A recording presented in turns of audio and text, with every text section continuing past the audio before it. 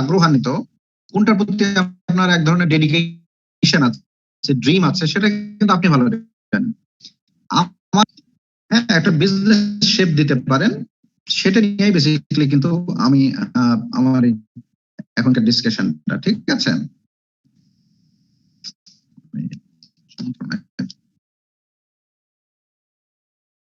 ওকে, তাহলে আমি প্রথমে বলছিলাম যে বিনিয়োগ পরিকল্পনাটা যেহেতু আমার আজকের আলোচনার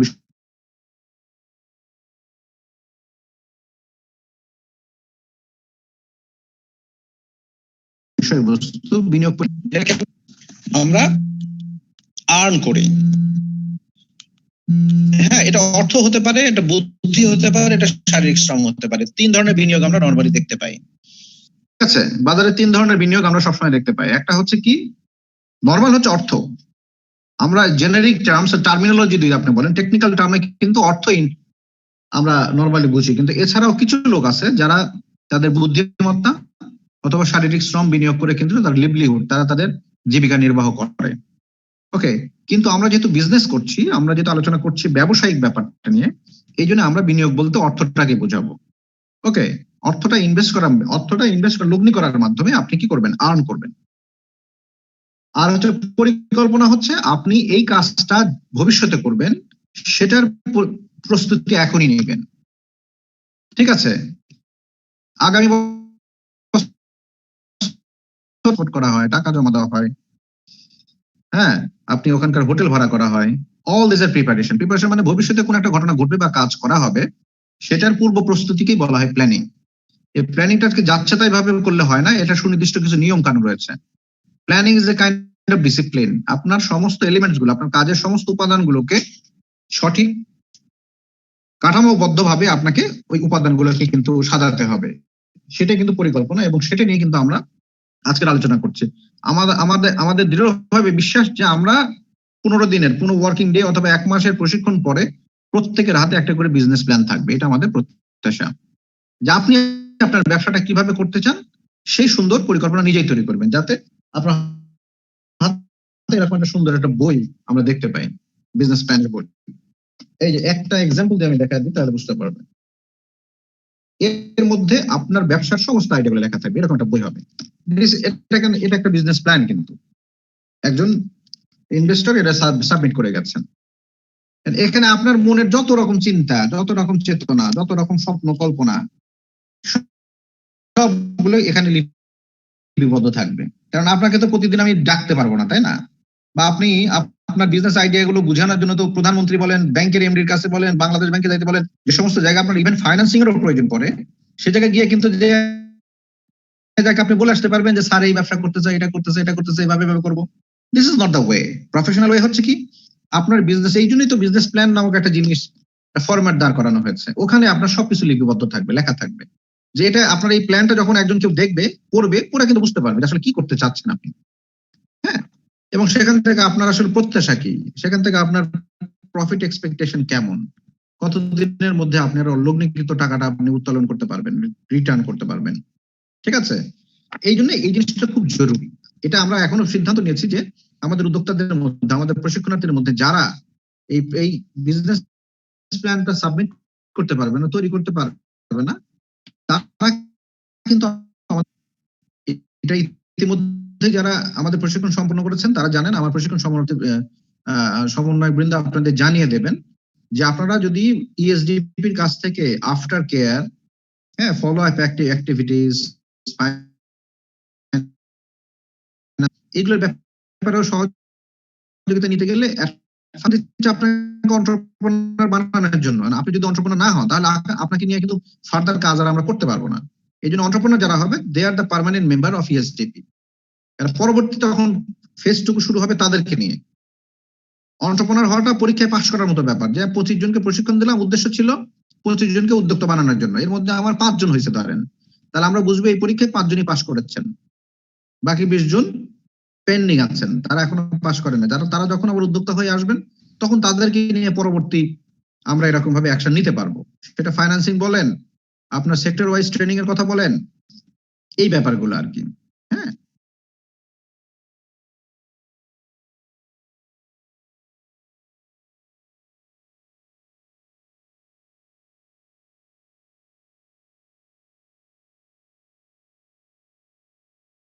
ঠিক আছে, তাহলে আমরা একটু চলে যাই আজকের আলোচনার মধ্যে থেকে আমরা কি কি জানবো।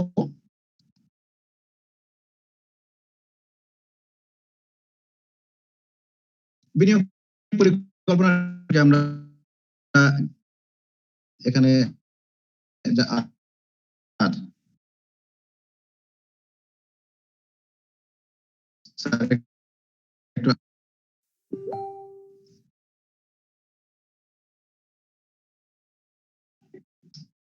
একটু ফোনে কথা বলা যায় না স্যার, হয় না, না কি বলবো এখন। হ্যাঁ হ্যাঁ স্যার, একটু সিরিয়াসলি দেখেন স্যার, এটা কিন্তু কাল পরশু কিন্তু অর্ডারটা হয়ে যাবে। হ্যাঁ, ডিআইজি পোস্টিং হয়েছে তো অনেকগুলো সিনিয়র এসপি কিন্তু আবার ডিআইজি হয়ে গেছে, এই জন্য মঙ্গলবারে কিন্তু অর্ডারটা হয়ে যাবে স্যার।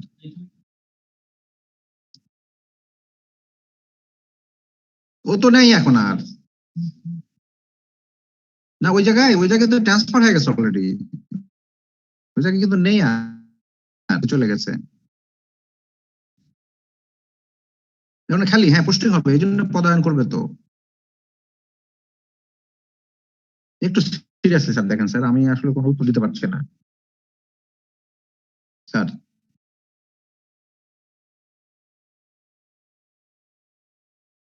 আপনার কোনটা দেবো স্যার?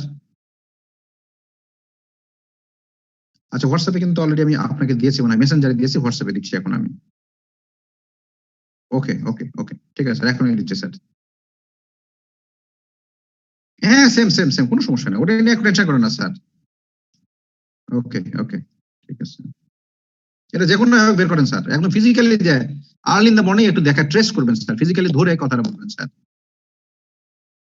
হ্যাঁ Comilla highway, yes, Comilla highway police super, একদম স্যারের হাতে এটা আছে স্যার। হ্যাঁ ওকে ওকে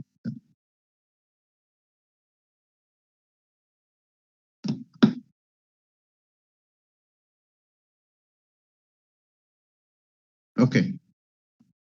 আচ্ছা চলে যাই আমরা সরাসরি তাহলে লেকচারে। আমরা বললাম কি বিনিয়োগ মানে কি দেখেন, সরল ভাষায় পরিকল্পনা হচ্ছে আমরা ভবিষ্যতে যেটা করব সেটা কি করব আপনাকে জানতে হবে, সেটা কিভাবে করবেন, কেন করবেন, কোথায় করবেন, কখন করবেন।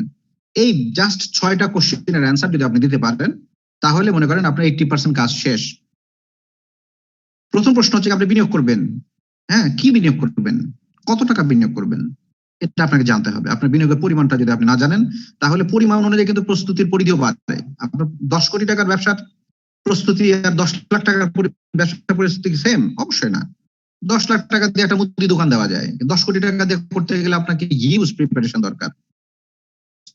এই জন্য বিনিয়োগ আপনি কি করতে চান, তারপরের প্রশ্নটা কিন্তু শুধু করলেই হবে না ভাই, কেন যুক্তি থাকতে হবে, তার পেছনে যুক্তিটা থাকতে হবে। আপনি মনে করেন বলতেছেন যে আমি কি করতে চাই, একটা ব্যবসার নাম বললেন, হ্যাঁ আমি করতে চাই মনে করেন অটোমোবাইলস এর ব্যবসা করতে চাই, এর পেছনে যুক্তি থাকতে হবে। হোয়াই? আপনি জানেন যে মানুষের অর্থনৈতিক উন্নয়নের কারণে, ইকোনমিক গ্রোথের কারণে মানুষের লিভিং স্ট্যান্ডার্ড বাড়ছে। যারা একটু উচ্চ মধ্যবিত্ত হচ্ছে তারা কিন্তু একটা গাড়ি কিনছেন, এখানে অটোমোবাইল দেখবেন, ইদানিং তো বাসও দেখা যায় না, অধিকাংশ রাস্তায় বাস দেখতে পাবেন, এখন দেখবেন শুধু গাড়ি। পাবলিক ট্রান্সপোর্ট আস্তে আস্তে কিন্তু উঠে যাচ্ছে, পাবলিক ট্রান্সপোর্টের ব্যবসা কিন্তু আর কাজ করতে একদম মাটি হয়ে যাবে। এটা নিচে থাকবে প্রাইভেট কার, প্রাইভেট কার, কথা বুঝতে পারছেন? এখানে তো সিগন্যাল নাই কোনো, আপনার মনে করেন কোনো মানে কি বলবে এটাকে, কোনো ধরনের ট্রাফিক কিচ্ছু নেই। এই হলো ঘটনা। বিজনেসের ট্রেন্ডটা কেমন, কোন দিকে যাচ্ছে, চিন্তার ব্যাপার। কিন্তু ব্যবসা কিন্তু ভাই স্মার্ট ব্যক্তিদের কাজ। হ্যাঁ, উকালতি যেমন বটতলার উকিল বলে না, আগে ছিল উকালতি ছিল হচ্ছে খুবই এলিট শ্রেণীর একটা কাজ। হ্যাঁ, মোহাম্মদ আলী জিন্নাহ ব্যারিস্টার ছিলেন, দেখবেন আগেকার যুগের এলিট শ্রেণীর লোকজন সব এখন সেই উকালতি কোথায় নামে গেছে, রাস্তায় নামছে, এখন বলে বটতলার উকিল। ঠিক আছে, তাহলে আপনার প্রশ্ন হচ্ছে কি, আপনার সোসাইটিতে আপনার হিউম্যান নেচারের মধ্যে মানুষের হাতে মানে অর্থ করি যত বাড়তে থাকবে, তার রুচি কিন্তু আস্তে আস্তে চেঞ্জ হতে থাকবে। আপনি দেখবেন গত 10 বছর করতে পারবেন না। কারণ কি? মানুষ দেখবেন যে সপ্তাহে 5 দিনের মধ্যে দেখা যায় 7 দিনের মধ্যে 2 দিন বাইরে খায়।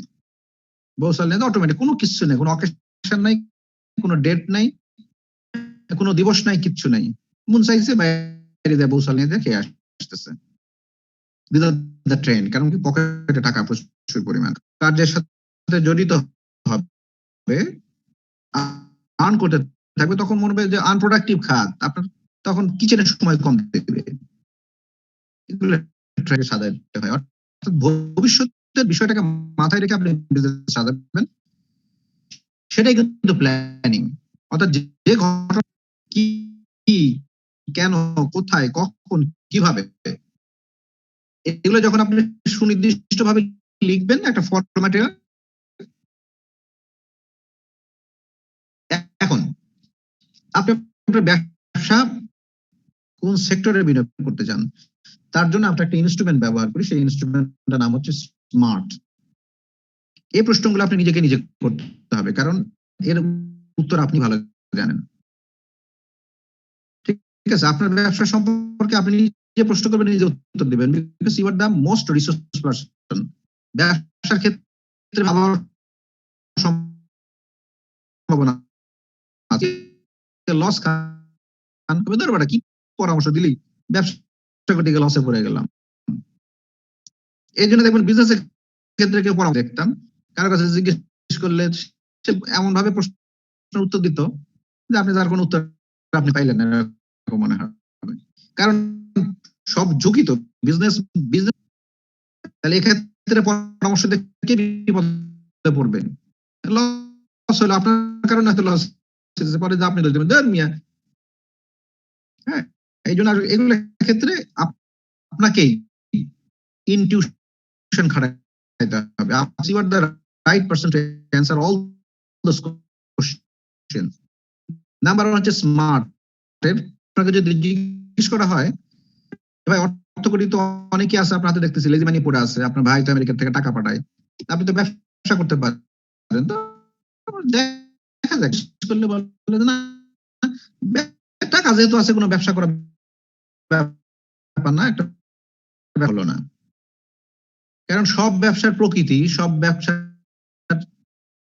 রিকোয়ারমেন্ট, সব ব্যবসার নেচারটা আলাদা ধরনের রিকোয়ারমেন্ট রয়েছে।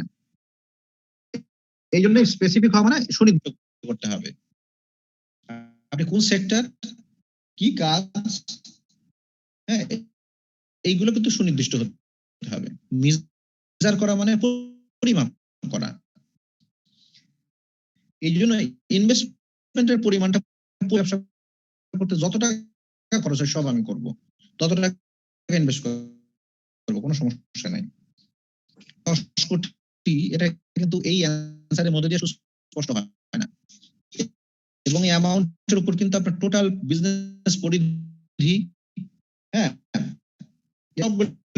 কিন্তু আলাদা আলাদা হবে। 10 লাখ এবং 10 কোটির মধ্যে আকাশ পাতাল পার্থক্য। মেজারেবল না হয় তাহলে কিন্তু আপনি স্পেসিফিক প্রস্তুতি নিতে পারবেন না। ঠিক আছে, আপনার ব্যবসা সম্পর্কে ইনডিফিনিট হওয়ার কারণে সেটা 10 কোটি টাকার ব্যবসা লেগে যাচ্ছে, কিন্তু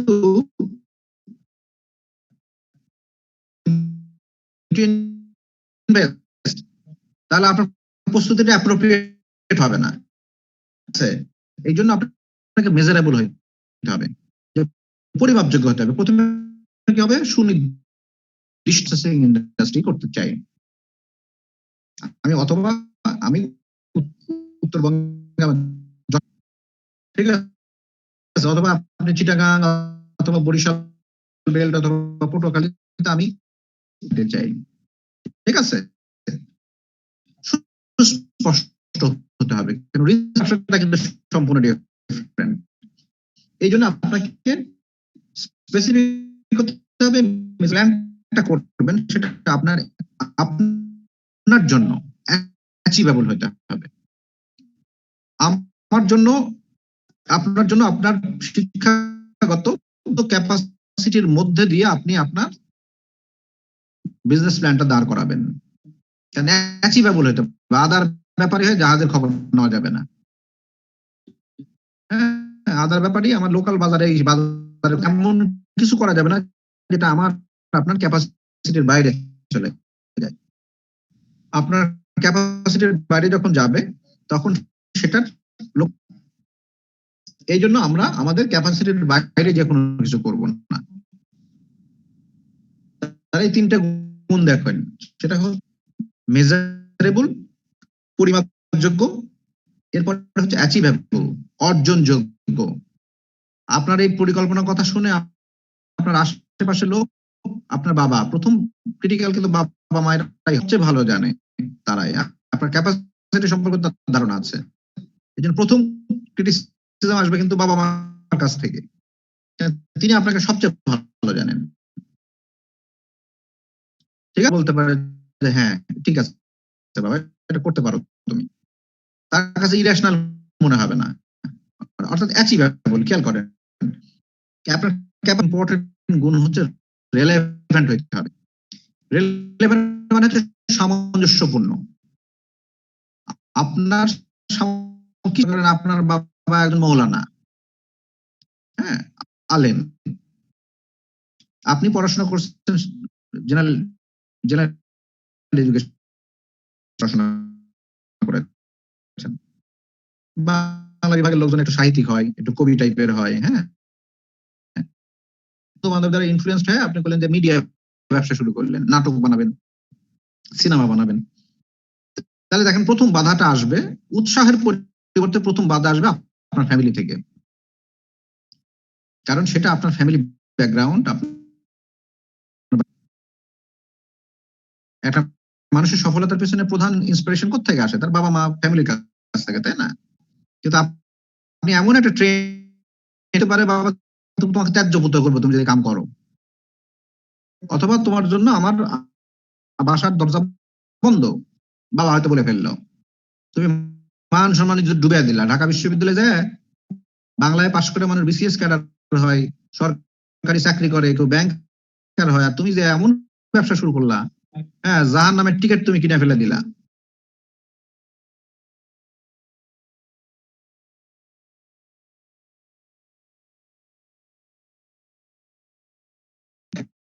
মিলে এমন কিছু করা যাবে না যেটা আমার সাথে সাদৃশ্যপূর্ণ।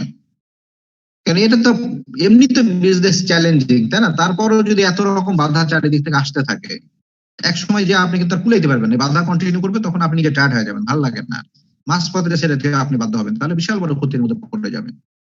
ঠিক আছে, রেলেভেন্ট তাহলে হলো এই চারটা গুণটা খুব মৌলিক গুণ: সুনির্দিষ্ট, পরিমাপযোগ্য, অ্যাচিভেবল, অর্জনযোগ্য, এবং রেলেভেন্ট, সামঞ্জস্যপূর্ণ।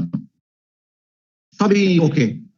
এরপরে ইম্পর্টেন্ট ডাইমেনশন যেটা হচ্ছে, আপনি এই কাজটা এখন যে আপনি সিদ্ধান্ত নির্ধারণ করলেন, আপনি চারটা গুণ দিয়ে আপনি আপনার ব্যবসার একটা আইডিয়াটা আপনি সেট করলেন যে না, তাহলে আমার জন্য সবচেয়ে অ্যাপ্রোপ্রিয়েট বিজনেস হচ্ছে এটা। করে ফেলেন, করার পরে সবচেয়ে গুরুত্বপূর্ণ সময় এখন কখন শুরু করবেন, এটা কিন্তু আপনার মাথায় সুনির্দিষ্ট ভাবে থাকতে হবে। অর্থাৎ আপনার প্ল্যানটা কিন্তু টাইম বাউন্ড হইতে হবে। আদারওয়াইজ এই পরিকল্পনাটা এভাবেই পড়ে থাকবে টেবিলে, যার উপর ধুলা ময়লা পড়বে, বাস্তবায়ন কিন্তু হবে না। এই সুনির্দিষ্ট বাস্তবায়নের সুনির্দিষ্ট ডেট তারিখ আপনাকে ফিক্স করতে হবে। যেটা করেন তাহলে এর 2-3 মাস, 4 মাস, 5 মাস, 1 বছরও দেরি হতে পারে, কিন্তু যদি আপনার ডেটই না থাকে, ঠিক আছে, এই 5টা গুণ আপনার বিনিয়োগের ক্ষেত্রে অত্যন্ত জরুরি। ওকে, তাহলে একটু মনে মুখস্থ করে ফেলে দেন। একটা কি স্পেসিফিক, স্মার্ট। আগে আপনি হৃদয়ঙ্গম করেন স্মার্ট শব্দটি। স্মার্ট মানে কি? স্মার্ট আপনি মুখে প্রকাশ করা খুব কঠিন, কিন্তু উপলব্ধি করা যায় খুব সহজে। Smart is what smart man does. ঠিক এইরকম আরেকটা সেন্টেন্স আছে ইংলিশে, handsome is what handsome does. আসলে হ্যান্ডসাম কাকে বলে আমরা কেউ ডিফাইন করতে পারি না, কিন্তু হ্যান্ডসাম ব্যক্তিকে দেখলে আমরা বুঝতে পারি yes he is an handsome গাই। অর্থাৎ তার কর্ম দিয়েই, তার সবকিছু মিলেই তিনি হ্যান্ডসাম। ঠিক এই স্মার্টনেস হতে আপনার চিন্তা চেতনার এই 4-5টা কাজ দিয়ে কিন্তু আপনি বোঝা যাবে আপনি স্মার্ট কিনা। শুধু চেহারা সুরতে মানে পরিপাটি হলেই হবে, চলন ভঙ্গি সবকিছু মিলে। ঠিক এখানে তাই স্মার্ট হতে গেলে আপনাকে স্পেসিফিক হতে হবে, সুনির্দিষ্ট হতে হবে, পরিমাপযোগ্য হতে হবে, অ্যাচিভেবল হতে হবে, যেটা অর্জনযোগ্য, সকলে বলবে যে না বা তোমার দ্বারা সম্ভব এটা। রেলেভেন্ট মানে আপনার পেশাগত যোগ্যতা, একাডেমিক ব্যাকগ্রাউন্ড, আপনি পড়াশোনা করলেন কম্পিউটার সায়েন্স, যেমন মনে করেন চাষ করতেছেন মৎস্য চাষ, ঠিক আছে, তাহলে মিলে না। মৎস্য সম্পর্কে আপনি কি জানেন? জানেন না। এই জন্য দেখা যায় অধিকাংশ লোক ইঞ্জিনিয়াররা কি করে, ইঞ্জিনিয়ারিং ফার্ম দেয়, ইঞ্জিনিয়ারিং এন্ড কনস্ট্রাকশন প্রতিষ্ঠান দেয়। কারণটা কি? কারণ ওই বিষয়ে সবচেয়ে ভালো জানে। একজন কম্পিউটারে পড়াশোনা করা ব্যক্তি কি করে, কম্পিউটার সফটওয়্যার ডেভেলপমেন্ট ফার্ম দেয় অথবা আইটি বিজনেস করে, because he knows very well. Action হতে হবে। আপনি নিয়ত করেন না, সুনির্দিষ্টভাবে নিয়ত করেন, সে থেকে 6 মাস 7 মাস এদিক ওদিক হতে পারে, কিন্তু আপনি যদি টাইমই না থাকে তাহলে ভাই এটা কখনো বাস্তবায়ন হবে এই বসা আশা করা যায় না। ঠিক আছে,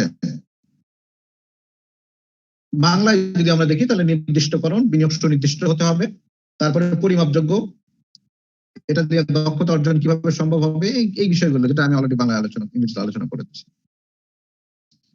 ওকে, আপনি আপনার বিজনেস বিনিয়োগের বিষয়টা নির্ধারণ করলেন যে ইয়েস আমি এই সেক্টরে, এই ব্যবসায় এই এত টাকা আমি ইনভেস্ট করব, যেটা আমার একাডেমিক ব্যাকগ্রাউন্ড, ফ্যামিলি ব্যাকগ্রাউন্ড এবং কত টাকা ইনভেস্ট করার চিন্তা করছি সেটা আমার ক্যাপাসিটির মধ্যে রয়েছে।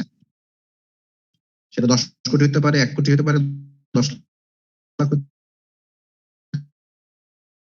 পারে। এখন আপনি যে প্ল্যানটা করবেন, আপনাকে সাজাবেন, কেবল তো বিজনেস সিলেক্ট করছেন, এখন মূলনীতিটাকে সাজাবেন, এই ব্যবসাটাকে করতে যাবেন কিভাবে। আপনার প্ল্যানটাকে বাস্তবসম্মত হতে হবে, অবাস্তব কল্পনা হতে হবে বাস্তবসম্মত। বাস্তবসম্মত না হলে সেটা আসলে পরিকল্পনা, চরিত্র। তাহলে পরিকল্পনার প্রধান গুণ হবে এটা রিয়েলিস্টিক হবে। রিয়েলিস্টিক হওয়ার জন্য আপনার রিয়েল বিষয়বস্তু নিয়েই তো আপনার প্ল্যান সাজাতে হবে। বাস্তবসম্মত উপাদান হচ্ছে 3টা: মানুষ, বস্তু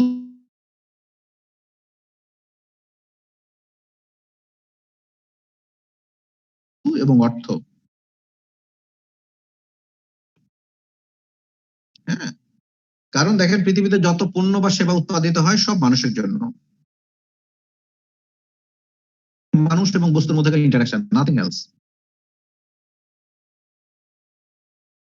আর এই বস্তু এবং মানুষের মধ্যকার মেলবন্ধন, সেতু বন্ধন ক্রিয়েট করে দেয় হচ্ছে এই অর্থটা। অর্থের এই জন্য প্রধান ডেফিনেশন, বার্তা মানে আপনার জন্য খুব জরুরি হচ্ছে মোবাইল, আমার জন্য জরুরি এই মুহূর্তে সবচেয়ে জরুরি হচ্ছে একটা স্যুট। ঠিক আছে, আমি মোবাইলটা দিয়ে দেবো, স্যুটটা নিয়ে নিব।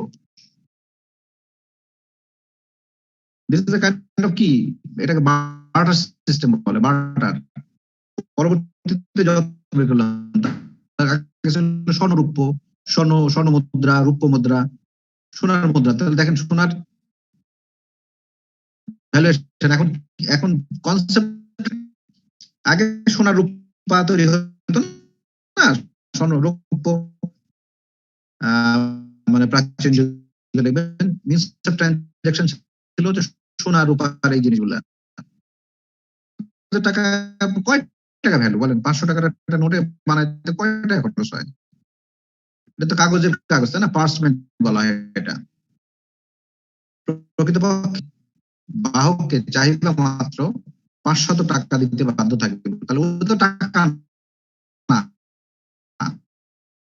দেখেন টাকাটা পড়লে আপনারা বুঝতে পারবেন দাম হচ্ছে 500 টাকা। লেখা থাকে ইহার বাহককে চাহিদা মাত্র 500 টাকা দিতে বাধ্য থাকিব। দরকার ছিল না। দিস ইজ এন অর্ডার, তাই না? অর্ডার কি? Order from the central bank. ঠিক আছে, টাকাটা বাতিল। ওই টাকার কোনো দাম আছে বলেন? ফেলে দিবেন। যেটা ইন্ডিয়াতে ঘটেছিল, ইন্ডিয়াতে কি হয়েছে বলে দিল 1000 টাকা না কত হাজার টাকার নোট বাতিল ঘোষণা করলো। দুর্নীতি থেকে নাকি কি করার জন্য ইন্ডিয়াতে একটা স্ট্র্যাটেজি নেওয়া হয়েছিল, সেটাই বলছে। তাহলে পৃথিবীতে আপনি জামা, আপনি টয়লেট্রিজ, আপনি খাদ্যদ্রব্য যেটাই বলেন না কেন, হ্যাঁ, সব ধরনের পণ্য এবং সেটার কাছে নিয়ে আসতেছে কি ট্রানজাকশনের মিনস অফ ট্রানজাকশন হচ্ছে আপনার এই টাকাটা, অর্থটা। এভাবে ডিমান্ড বেসিস কিন্তু প্ল্যানটা হতে হবে। আপনি অনেক একদম অত্যন্ত করলেন যে প্রোডাক্টের ডিমান্ড কোনো মার্কেটে নেই, অর্থাৎ মানুষ নর্মালি ওই ধরনের জিনিসের ব্যবহার করে না, করছে না, তাহলে কিন্তু আপনার পণ্য যতই ভালো এই ব্যবসা চলবে না আপনার। হ্যাঁ, আপনার মার্কেট ডিমান্ডটা দেখতে হবে। এই জন্য আপনাদের মনের মধ্যে অনেকেরই অনেক ধরনের ব্যবসায় লাভ আছে, সব ব্যবসায় লোকসান আছে। কিছু কিছু ব্যবসা করে কিছু মানুষ দেখবেন ফকির হয়ে বসে আছে, কিছু লোকে দেখবেন কোটিপতি হয়ে বসে আছে, ঠিক আছে না? আর বস্তু একজনের কাছ থেকে আরেকজন, আমার কাছে খুব ইম্পর্টেন্ট টাকা না, এই জন্য তো আমি চামড়ার একটা কি ম্যানি ব্যাগের মধ্যে রেখে দিই, যাতে ছিঁড়ে না, ফাটে না, হারিয়ে না যায়। কিন্তু এই টাকা একজন বের করে দিচ্ছে আবার, তাই না? 600 ml বা 1 লিটার একটা কোকের বোতল নিয়ে 50 টাকা ফেলে দিচ্ছেন। তাহলে এত কারণটা কি বলেন? এটাকে বলে ট্রেড অফ, কম্পারেটিভ অ্যাডভান্টেজ। কারণ এখন আমার তৃষ্ণা পেয়েছে, তৃষ্ণা লেগেছে, আমার কাছে এই টাকার চেয়ে এখন ওই কোকের বোতলটার দাম বেশি বেশি বলেই আমি টাকাটা ছেড়ে দিচ্ছি, দিয়ে আমি বোতলটা অর্জন করছি, বোতলটা আমি আমার হস্তগত করছি, তাই না? এই মুহূর্তে ওই বোতলের কোকটার দাম আমার কাছে, মূল্য গুরুত্ব আমার কাছে বেশি, এজন্য আমি টাকা ছেড়ে দিয়ে বোতলটা, ইন্টারাকশনটা বুঝতে পারবেন। 3 নম্বরে আছে দেখেন, বিজনেস প্ল্যানটাকে অবশ্যই ফ্লেক্সিবিলিটি থাকতে হবে। ফ্লেক্সিবিলিটি মানে it's not, it should not be rigid as like as a Bible. আপনার পরিকল্পনা কিন্তু বাইবেল না, এর মধ্যে চেঞ্জ আসতে পারে। কারণ খেয়াল করেন, আজ থেকে 1 বছর পরে আপনি ব্যবসা করবেন, আজকে আপনি প্রশিক্ষণ নিচ্ছেন, মোটিভেশন নিলেন, তারপর আপনি মনে করেন মনে মনে রিসার্চ করবেন, অনেক রকমের তথ্য আদান সংগ্রহ করে দেখবেন যে ব্যবসাটা করতে যাচ্ছেন সেই ব্যবসাটা আদৌ বর্তমান প্রেক্ষাপটে উপযোগী কিনা, এটা ব্যবসা করলে ভায়াবিলিটি আছে কিনা, মানুষ এটা এই ব্যবসা মানে এই পণ্যটা বা এই সেবাটা নিবে কিনা, যাচাই বাছাই করতে করতে মনে করেন শুরু করতে 6 মাস বা 1 বছর লেগে যেতে পারে। কিন্তু প্রশ্ন হচ্ছে, এখন যে জিনিসটা বর্তমান প্রেক্ষাপটে তো প্ল্যান করছেন, তাই না? কিন্তু 1 বছরের মধ্যে সিনারিও বহু রকমের চেঞ্জ আসতে পারে, যেটা ঘটেছে আমাদের এখানে। কেন গত মার্চের আগে, কিন্তু মার্চে কোভিড আক্রান্ত হওয়ার পরে পুরো সিনারিও চেঞ্জ দেখেন। হ্যাঁ, তার মানে ফোর্স মেজার বলা হয়। ফোর্স মেজর কোন জিনিস থাকলে ওটা দৈব দুর্বিপাক, out of control of human being, মানুষের কন্ট্রোলের বাইরে অনেক কিছু আছে পৃথিবীতে। এই জন্য যদি পরিবর্তনশীল সময়ের কারণে, পরিবর্তিত সময়ের প্রেক্ষিতে যদি প্ল্যানের মধ্যে কোনো ধরনের ডেভিয়েশন, কোনো ধরনের যদি এরকম ভাবে রিভিশনের প্রয়োজন পড়ে, সেটা যাতে করার একটা স্কোপ পরিকল্পনায় থাকতে হবে। এটা পরিকল্পনার নতুন একটা গুণ, ফ্লেক্সিবিলিটি থাকতে হবে। আর নাম্বার 4 হচ্ছে, আপনি যখন আপনার প্রকল্পটা শুরু করবেন, আপনার বিজনেসটা যখন স্টার্ট করতে যাবেন, সেই স্টার্ট করার যে পরিকল্পনা, that must be very simple single project আকারে। একটু বুঝিয়ে বলি, building blocks of any development work. খেয়াল করেন, একটা বিল্ডিং বানাইতে গেলে তার ক্ষুদ্রতম একক কি? একটা ইটে, তাই না? ইটের সমন্বয় তো বিল্ডিং দাঁড়িয়ে যায়, ইটের উপর ইট, ইটের উপর ইট, এরকম হতে হতে কিন্তু বিল্ডিং দাঁড়িয়ে যাচ্ছে, তাই না? তাহলে ইটটাকে বলবো আমরা বিল্ডিং ব্লকস। সেই ইটটাই হচ্ছে কিন্তু একটা প্রজেক্ট। আপনার কোনো যদি একটা মেগা প্ল্যান থাকে যে আপনি কি করবেন, কৃষি পণ্য প্রক্রিয়াজাত করবেন। কৃষি পণ্যের মধ্যে তো অনেক কিছু আছে, ধান আছে, গম আছে, ডাল আছে, জব আছে, ভুট্টা আছে, ময়দা আছে, আটা আছে, তারপর আপনার সরষের তেল, সয়াবিন তেল, এরকম আরো বহু কিছু চলে আসবে, পটাটো চিপস, তাই না? কেক, 20টা প্রোডাক্ট নিয়ে অ্যাগ্রো প্রসেসিং ইন্ডাস্ট্রি স্থাপন করবেন। এখন প্রশ্ন হচ্ছে আপনি যখন শুরু করবেন তখন কিভাবে করবেন? আপনি কি 20টা প্রোডাক্ট একবারে নিয়ে শুরু করবেন? না আপনি একটা নিয়ে আগে দেখবেন। এই ব্যবসাতে কি ধরনের রিকোয়ারমেন্ট থাকে, ব্যবসা করতে গেলে কি ধরনের প্রবলেম আসতে পারে। আপনি সিঙ্গেল একটা প্রজেক্ট আকারে শুরু করবেন, একটা মাত্র নিয়ে আগাবেন। কারণ যেহেতু সিমিলার টাইপের ব্যবসা, তাই না? এই একটার মধ্যে দিয়ে আপনি যে অভিজ্ঞতা অর্জন করবেন, যে negative side, positive side, similar টাইপের প্রবলেম আসতে পারে। তাহলে আপনি যদি সিম্পল প্রজেক্ট আকারে শুরু করেন, তাহলে এখান থেকে যে একটা লার্নিং হবে, সেই লার্নিং কিন্তু পরবর্তীতে যদি দেখেন যে না এই ব্যবসার এত বেশি প্রবলেম যে ব্যবসাতে লাভ করা খুব কঠিন, তাহলে আপনি দেখেন লসও যদি হয় অল্পের মধ্যে দিয়ে বেঁচে যাবেন। মানে একটা প্রোডাক্ট শুরু করছেন, খুব বেশি ইনভেস্টমেন্ট লাগে নাই। হ্যাঁ, যন্ত্রপাতিও লাগাইছেন যেটা, সেটা খুব বেশি টাকার না। হয়ে বাকি 19টা প্রোডাক্ট নিয়ে আপনি শুরু করতে পারছেন ইন ফুল সুইং। প্রয়োজনে জীবনের শেষ সম্বল একটা জায়গা কিনে রাখছেন, সেটাও বিক্রি করে দিয়ে ইনভেস্ট আপনি করতে পারবেন। সো এই জন্য আমরা বলছি যে আপনি প্ল্যান যখন করবেন তখন সিম্পল সিঙ্গেল প্রজেক্ট আকারে আপনি শুরু করেন। যদি দেখেন yes experience is very good, this business is very profitable, then you will start with all the remaining product যেগুলো আছে। আরো 19টা প্রোডাক্ট নিয়ে যে চিন্তা ভাবনা ছিল সেগুলো নিয়ে আপনি এখন ফুল সুইং এ শুরু করতে পারেন। ঠিক আছে? তাহলে মূল নীতিটা একটু মনে মনে আমরা হেফজ করে ফেলি। সেটা হচ্ছে প্রথমে আমরা বাস্তবসম্মত চিন্তা করব। মানুষ, পণ্য আর অর্থ, এই 3টা উপাদান হচ্ছে সবচেয়ে বাস্তবসম্মত 3টা উপাদান।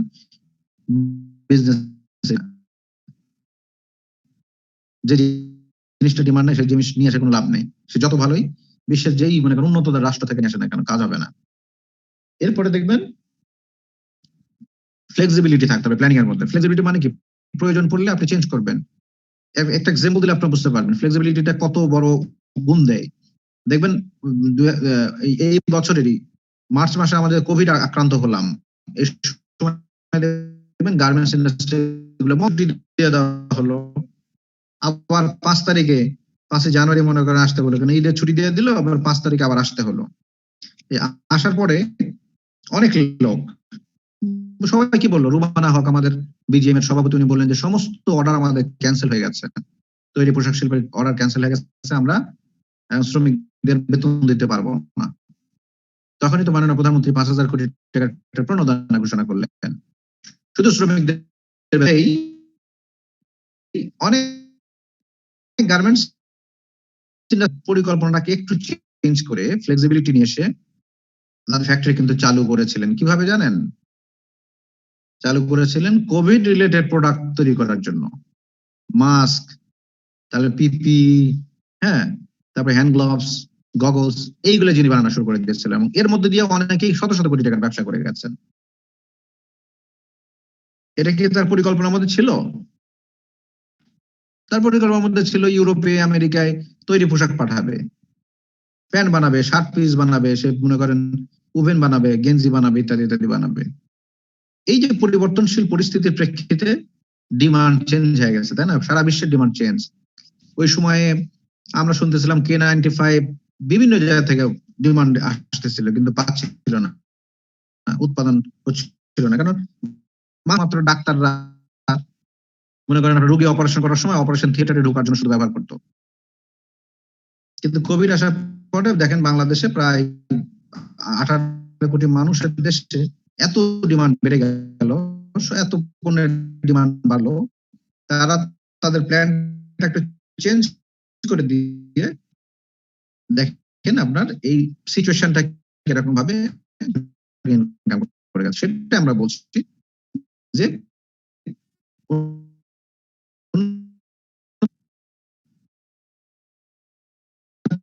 চিন্তা চেতনা নিয়ে যতই বড় থাকুক, কিন্তু আমি জানি না, আমি এখন পর্যন্ত জানি না যে ব্যবসায় আদৌ সত্যিকার প্রকৃত অর্থে লাভ হবে কিনা। আমার প্ল্যানের লাভের সম্ভাবনা আছে, কিন্তু আমি শুরু করে দেখবো, পাইলটিং করে দেখবো যে এখান থেকে কি কি ধরনের প্রবলেম ফেস করতে হতে পারে।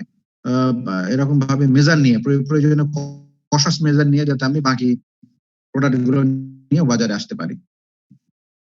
ঠিক আছে? তাহলে এই 4টা মূলনীতি আমরা প্ল্যানিং এর ক্ষেত্রে ব্যবহার করবো। ধরনের প্ল্যানিং করে থাকি। বিজনেস শুরু করার আগে এক ধরনের প্ল্যান থাকে, তখন দেখবেন মাথায় হাজার রকমের চিন্তা, ব্যবসা করব, আবার সকালে মনে হয় করবো, বিকেলে আবার মনে হয় না এই বহুত ঝামেলা চিন্তা চেতনা হয়। তখন মনে হয় কি ব্যবসা করবো, হ্যাঁ, কত টাকা ইনভেস্টমেন্ট লাগবে, কি কি জিনিস লাগবে, বহু রকম হ্যাসেল মনে হয়। আপনার আমি স্টর্মিং করার পরে যখন এক সিদ্ধান্ত নিয়ে নেয় যে আমি অমুক ব্যবসাটা করবো, তখন একটা সিস্টেম আছে, সেটাকে বাজেট সিস্টেম বলা হয়। এই সময় তখন প্রধান, ঠিক আছে, আর এক ধরনের পরিকল্পনা আছে, সেটাকে বলা হয় বার্ষিক পরিকল্পনা। প্রতিটা প্ল্যানের কিন্তু বার্ষিক পরিকল্পনা থাকে। সে বার্ষিক পরিকল্পনা অনুযায়ী তার প্রোডাকশন মডালিটি সাজায়। কত শ্রমিকদের বেতন ভাতা দিতে হবে, কত, সেখান থেকে কি পরিমাণ প্রফিট মার্জিন আসতে পারে, সবগুলো। ইভেন বাংলাদেশ নামক রাষ্ট্রটারও কিন্তু একটা অ্যানুয়াল প্ল্যানিং আছে, যেটা আমরা সচেতন মাত্র সকলেই জানি। প্রতি বছরের জুন মাসের 30 তারিখে একটা বাজেট পাস ফিসক্যাল ইয়ার।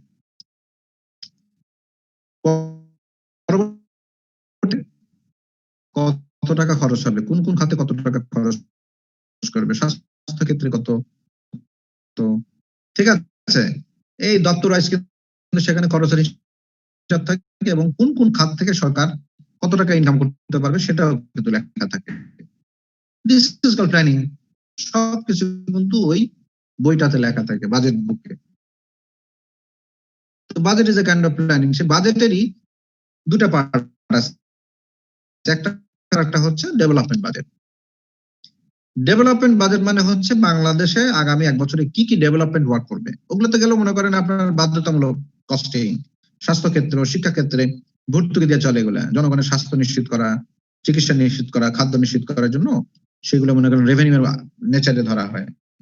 আর ডেভেলপমেন্ট মানে হচ্ছে প্রকৃতপক্ষে কোনো উন্নত উন্নয়নশীল কাজ করা, উন্নত উন্নত বিল্ডিং বানানো, এগুলো হচ্ছে মনে করেন আপনার ডেভেলপমেন্ট ওয়ার্ক। ডেভেলপমেন্ট বাজেট আলাদা থাকে। ডেভেলপমেন্ট বাজেট মনে করেন এবার 2,10,000 কোটি টাকার মতো এসছে।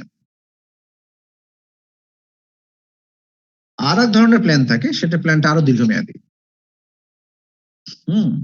দীর্ঘমেয়াদী কিরকম? পঞ্চবার্ষিকী পরিকল্পনা বলে, 5 বছর ব্যাপী।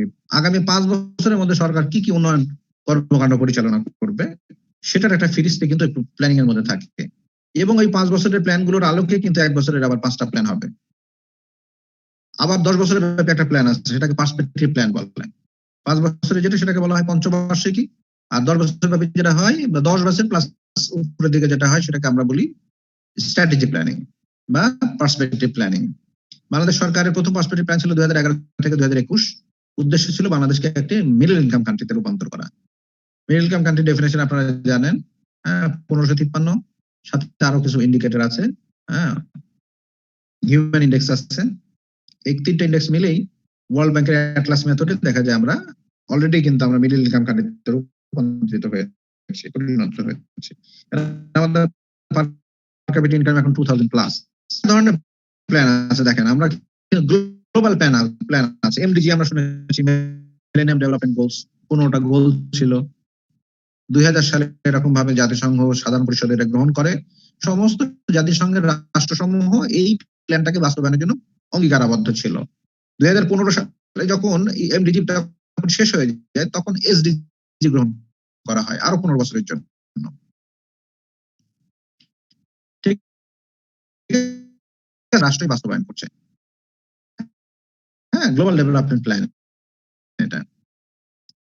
সাস্টেইনেবলটা ইন্ডিকেটর আছে 169টা, এই আর কি।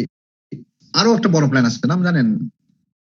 20 থেকে 21 সালে আমরা মধ্যম আয়ের দেশে পরিণত হবে, এবং 2041 সালে আমরা উন্নত রাষ্ট্রে পরিণত হব।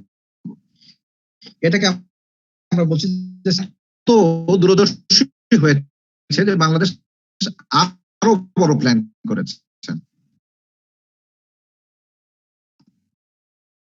ডেল্টা প্ল্যান আপনার নাম শুনেছেন বোধহয়, 100 বছর মেয়াদী প্ল্যান ধরেছি। 2100 সাল আমরা অলরেডি কিন্তু প্রিপেয়ার করেছি, and it has already been accepted and approved by the NSC, National Economic Council, the সবচেয়ে বড় কমিটি বলা হয় এটাকে। এখানে সমস্ত ক্যাবিনেট মিনিস্টার, সমস্ত মন্ত্রণালয়ের সচিব, আরো যারা ডিগনিটারিজ রয়েছেন, all are member of this committee that is called NSC, National Economic, NSC বলতে ন্যাশনাল ইকোনমিক কাউন্সিল বলে, জাতীয় অর্থনৈতিক পরিষদ।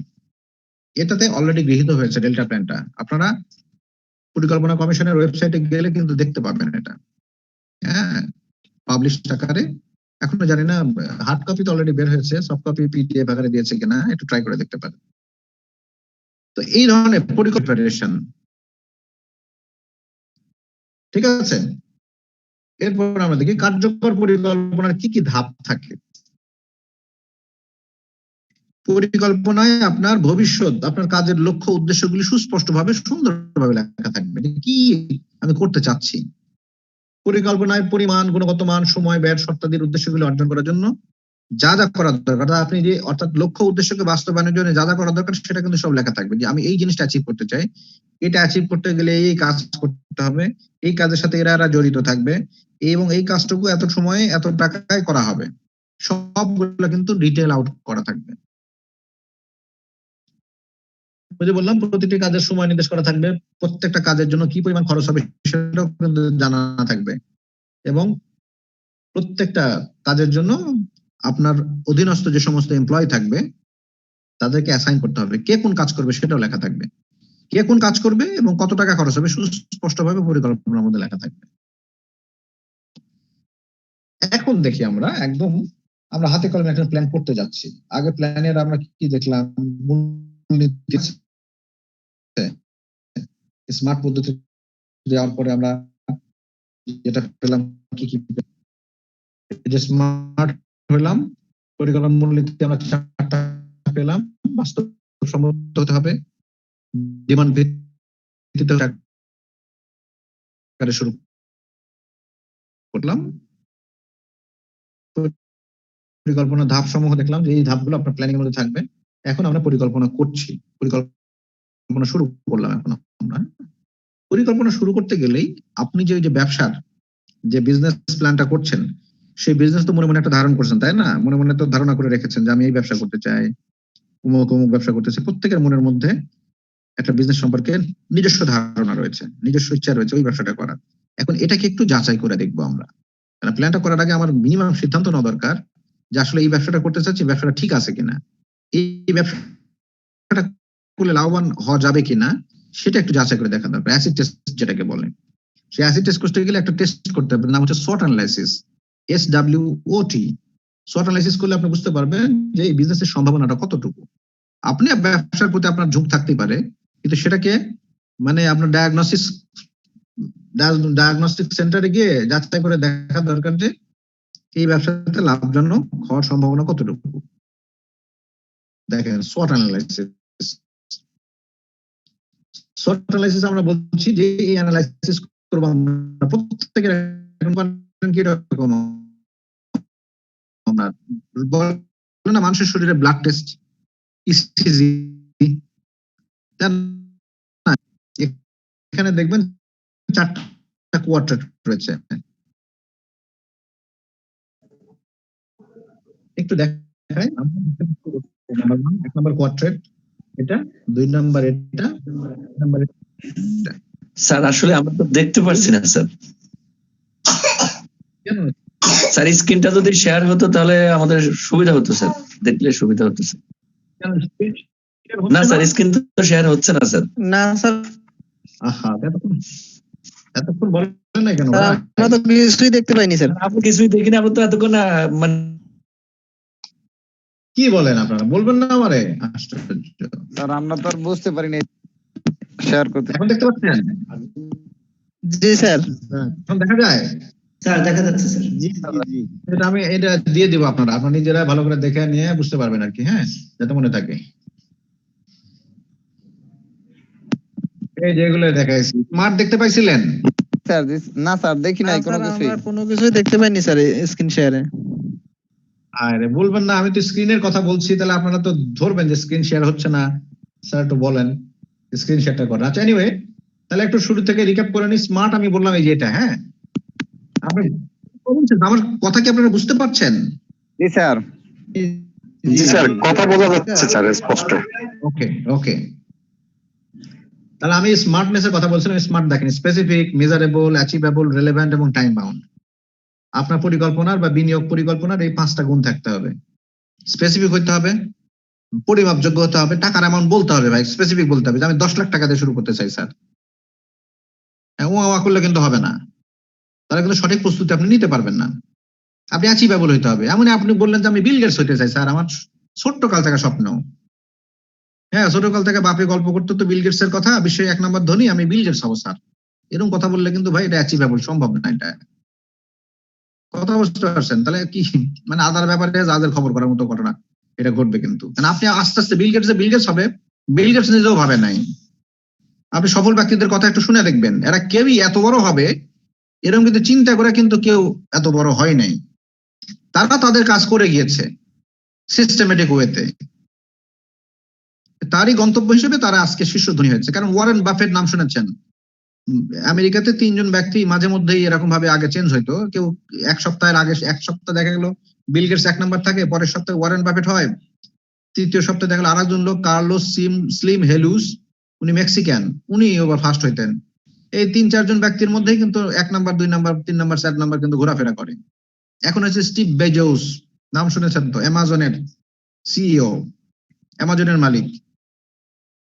ঠিক আছে, আবার কিছুদিনের মধ্যে দেখলাম যে এলন মাস্ক, যিনি এখন রকেট বানায়, রকেট স্পেস এক্স তার কোম্পানির নাম। নাসা কিন্তু এখন নিজে রকেট বানায় না, এখন নাসা ওই স্পেস এক্স এর কাছ থেকে ভাড়া নিয়ে নেয় কিন্তু স্যাটেলাইট পাঠাইতেছে মনে করেন উপরে। বুঝতে পারতেছেন কোন লেভেলে তাদের চিন্তা চেতনা, কোন লেভেলে কোথায় গেছে। তখন হুট করে যদি আপনি কোন ভাই না আমি অ্যামাজনের স্টিভ বেজোসের মতো হতে চাই, হ্যাঁ, সে তার ওয়াইফকে ডিভোর্স দিয়েছে, ডিভোর্স দেওয়ার পরে ওই ওয়াইফের যে সম্পত্তি পাইছে, এই সম্পত্তি ওই ওয়াইফটাকে বিশ্বের সবচেয়ে ধনী মহিলা বানাইছে। তাহলে স্টিভ বেজোসের কি পরিমাণ সম্পদ আছে আপনি কল্পনা করেন। আমেরিকাতে বা উন্নত বিশ্বে, ইউরোপিয়ান আমেরিকান সোসাইটিতে কোন ওয়াইফকে ডিভোর্স দিলে, কেউ যদি লিগালি ডিভোর্স দেয়, তাহলে তার সম্পদের অর্ধেক পরিমাণ দিয়ে দিতে হয়। সে অর্ধেক পেয়েই তার স্টিভ বেজোসের মহিলা পৃথিবীর বুকে সবচেয়ে ধনী মহিলা হয়েছে। তাহলে স্টিভ বেজোসের কি পরিমাণ অর্থ আছে আপনি একটু কল্পনা করেন। এই জন্য এমন কিছু আকাশ কুসুম কল্পনা করা যাবে না যেটা ভাই অ্যাচিভেবল না। তাহলে কি হবে জানেন? শুরু করার আগে আপনি হতাশায় বসে থাকবেন। এই জন্য প্রতিটা শুরুই কিন্তু খুব ক্ষুদ্র, প্রত্যেকটা শুরুই কিন্তু খুব ক্ষুদ্র। দেখবেন ওয়ারেন বাফেট 13 না 14 ডলার নিয়ে পত্রিকা বিক্রি করা শুরু করছিল এই নিউ ইয়র্কের স্ট্রিট গুলোতে। আজকে একটা পত্রিকায় পড়লাম, না ফেসবুকে কোন একটা স্ট্যাটাসে পড়লাম, গ্র্যান্ড আজাদ নাম শুনেছেন তো? আজাদ প্রোডাক্টস। আমরা তো আগে ঈদ কার্ড, হ্যাঁ, তারপর গার্লফ্রেন্ড বয়ফ্রেন্ড পরস্পরকে সুন্দর সুন্দর ঈদ গ্রিটিং দিত, কার্ড এরকম ভাবে পাঠাইতো, সেই জিনিসগুলো এখন আর নেই। কিন্তু এখন আমরা কার্ডও দিই মনে করেন ইয়াতে, ইনভাইটেশন লেটারও দিই মনে করেন মোবাইলে, হোয়াটসঅ্যাপে। এই কারণে ওই ব্যবসাটা মার্কে গেছে। তার একটা গল্প শুনলাম, সে এরকম ভাবে তার ব্যবসা শুরু করছিল, কয় টাকা জানি, কত দেখলাম 75 না 76 টাকা। ঠিক আছে, সে এখন পুরানা পল্টনে গ্র্যান্ড আজাদ হোটেল আছে না, গ্র্যান্ড আজাদ হোটেল, সে হোটেলের মালিক। যদিও তার আজাদ প্রোডাক্টস এর ব্যবসাটা মার খেয়ে গেছে, এখন আর ওটা হয় না, হোটেলের ভাড়াটা। সেই খুব দুঃখ সহকারে বললো যে তার ব্যবসা এখন, once upon a time he was a king, now he has nothing, সেই কথাই লেখছে আর কি। হ্যাঁ, বিজনেস হাইলাইটস না কোন একটা পত্রিকায় দেখলাম। এনিওয়ে, আমি এগুলো আলোচনা করেছি, এগুলো একটু দেখে নেবেন। পরিকল্পনা বাস্তবসম্মত হতে হবে, কার্যকর ধাপসমূহ। এই দেখুন শর্ট অ্যানালাইসিস আমরা এসেছি, এটা একটি ইম্পর্টেন্ট। ব্যবসা শুরু করার আগে বুঝে শুনে ব্যবসা শুরু করতে হবে, কেন ব্যবসা কোনো ইমোশনাল ব্যাপার না, এটা প্র্যাকটিক্যাল জিনিস। আপনার ব্যবসা করেই আপনাকে মুনাফা অর্জন করতে হবে। এমন এক জায়গায় হাত দিলেন যেটা আদৌ যার মধ্যে ব্যবসা নেই, কিন্তু সেটা নিয়ে আপনি লাফালাফি করে নেমে গেলেন, তাহলে কিন্তু বিপদ। পরে যা দোষ দিবেন যে স্যার আপনারা মোটিভেশনাল দিয়েছিলেন, একদম রাস্তায় নেমে তো ব্যবসা শুরু করতে গিয়ে আমি তো শেষ এখন, হ্যাঁ, জাকাত খাওয়ার মতো অবস্থা হয়ে গেছে ধরেন। তাহলে এটা কিন্তু দোষ না। আমরা বলছি না যে আপনি চোখ বন্ধ করে আগুনে ঝাঁপ দেন। আপনি আপনার ব্যবসাটাকে একটু যাচাই করে নেবেন। কিভাবে করবেন? এই যে শর্ট অ্যানালাইসিস এর মাধ্যমে দেখবেন যে আপনার লোকেশন, আপনার শিক্ষাগত যোগ্যতা সবকিছু মিলে আপনি অ্যানালাইসিস করে দেখবেন যে সেই অ্যানালাইসিস আপনাকে বলছে কিনা যে এই ব্যবসাটা লাভজনক। তাহলে প্রথমে দেখে নিই কিভাবে করবেন। প্রথম আমরা দেখি শর্ট অ্যানালাইসিস এর প্রথম এস মানে স্ট্রেংথ। এই ডব্লিউ হচ্ছে উইকনেস, তারপরে ও তে অপরচুনিটিস, টি তে হচ্ছে থ্রেটস। স্ট্রেংথ মানে কি? শক্তি। আপনার যে ব্যবসাটা আপনি করতে যাচ্ছেন সেই ব্যবসার শক্তিশালী দিকগুলো কি কি? যেমন হতে পারে আপনার নিজস্ব অনেক জমি জমা আছে, আপনার একাডেমিক ব্যাকগ্রাউন্ড, আপনি যে ব্যবসাটা করতে যাচ্ছেন আপনার একাডেমিক ব্যাকগ্রাউন্ড সেই দিকেরই। তারপরে ধরেন মনে করেন আপনার আপনার ব্যাপক জনপ্রিয়তা রয়েছে, অনেক মানুষের সাথে আপনার পরিচয়। তারপরে মনে করেন ওই যে জিনিস বিজনেসটা করতে যাচ্ছেন সেটা ইকোনমিক ট্রেন্ডটা প্রতিদিন বাড়ছে। এখন একটা এক্সাম্পল দিই, অটোমোবাইলস এর ব্যবসা আপনি করবেন, এখন এটা স্ট্রেন্থ করেন অটোমোবাইলস এর উপর। মনে করেন আপনি অটোমোবাইল ইঞ্জিনিয়ারের উপর আপনি পড়াশোনা করেছেন, অথবা অটোমোবাইলের কোম্পানিতে আপনি 10 বছর চাকরি করেছেন। এই দুটা জিনিস কিন্তু আপনার বিজনেসের ক্ষেত্রে শক্তিশালী দিক হিসেবে কাজ করবে। এখন আসলে উইকনেস মানে হচ্ছে আপনার এই উইকনেসের বিষয়গুলো কি হয়, অর্থাৎ বর্তমানে এই ব্যবসাটা করতে গেলে কি কি বাধার সম্মুখীন হওয়ার সম্ভাবনা রয়েছে, কি কি বাধা আছে, সেগুলো কিন্তু আপনার উইকনেস এই বিজনেসের ক্ষেত্রে। যেমন অটোমোবাইলসের ক্ষেত্রে হতে পারে রাস্তাঘাট খুব খারাপ, যোগাযোগ ব্যবস্থা ভালো না, আপনার এখানে গ্যাসের লাইন নাই, বিদ্যুতের লাইন নাই, ঠিক আছে, এগুলো কিন্তু আপনার বিজনেসের জন্য উইকনেস হিসেবে আসতে পারে। তবে একটা জিনিস মনে করবেন, এই দুটা জিনিস স্ট্রেংথ এবং উইকনেস দুটাই কিন্তু বর্তমান কালের, ভবিষ্যৎ থেকে চিন্তা করবেন না, বর্তমানে দেখবেন যে কি কি সমস্যা আছে এবং চিন্তা করে দেখবেন যে এই সমস্যাগুলো খুব অল্প সময়ের মধ্যে যদি সমাধানযোগ্য যদি হয় তাহলে বুঝবেন যে এই প্রবলেমগুলো আসলে বর্তমানের প্রবলেম, ভবিষ্যতের প্রবলেম নয়। ভবিষ্যৎ নিয়ে আসে কিন্তু পরে আসবে, এই দুটা কিন্তু ভবিষ্যৎ, এই দুটা বর্তমান। আমরা বর্তমানের যত শক্তিশালী দিকগুলো আছে সবগুলো দেখবো, যত বর্তমানের নেগেটিভ দিকগুলো আছে, বাধা বিপত্তি সমস্যা আছে, সেগুলো এখানে লিখবো। এরপর আমরা নিচে চলে আসি, নিচে কি আছে? অপরচুনিটিস। অপরচুনিটি মানে ভবিষ্যতে এই ব্যবসাটার এক্সপ্যানশনের সম্ভাবনা কত, ভবিষ্যতে ব্যবসার পরিধি বাড়বে না ছোট হবে, সংকুচিত হবে, এটা কিন্তু এখানে দেখতে হবে। অটোমোবাইলস, ডেফিনেটলি বাংলাদেশে অটোমোবাইলের সম্ভাবনা অনেক বেশি।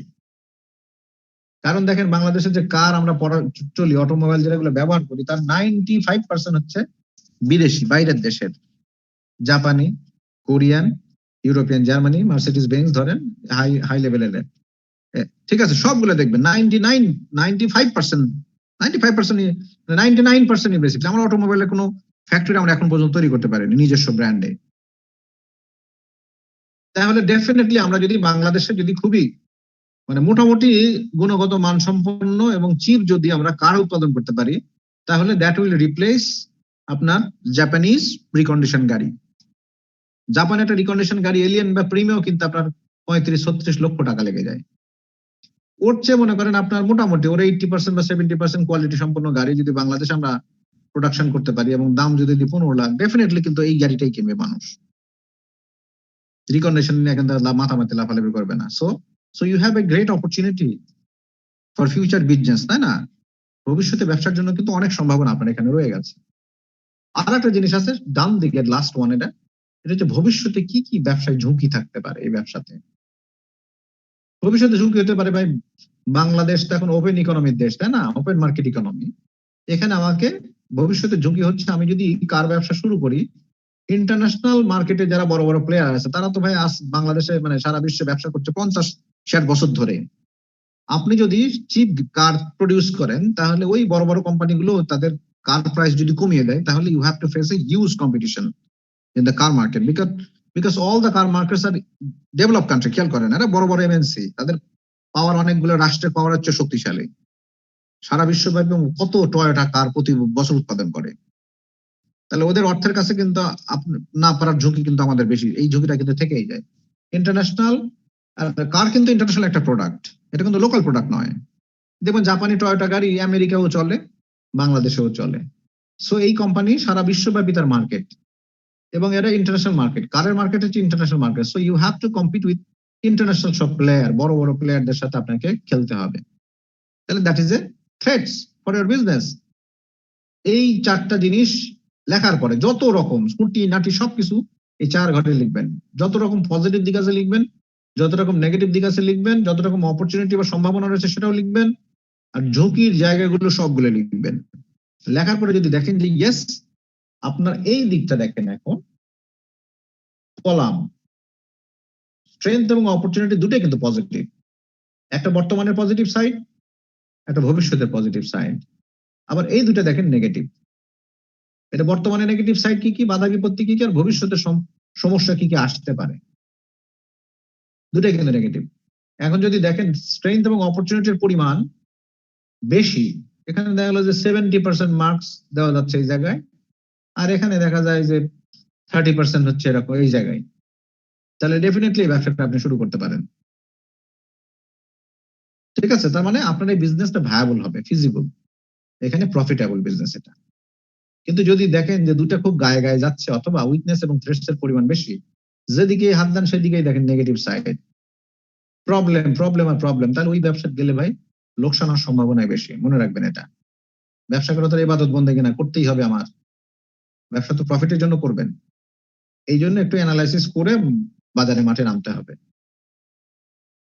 ঠিক আছে, তাহলে আমরা মনে হয় শর্ট অ্যানালাইসিস দেখে আপনারা একটা আইডেন্টিফিকেশন পাবেন, একটা ক্লিয়ার একটা পিকচার পাবেন, ডিরেকশন পাবেন যে আসলে এই ব্যবসাটা যেটা করতে চাচ্ছি, মানুষের মুখে মুখে যতক্ষণ শুনলাম, কিন্তু আমার ডাটা টাটা সবকিছু মিলে তথ্য কিন্তু আমাকে বলছে যে না, এই বিজনেসের ভায়াবিলিটি খুবই কম, মার্জিনাল।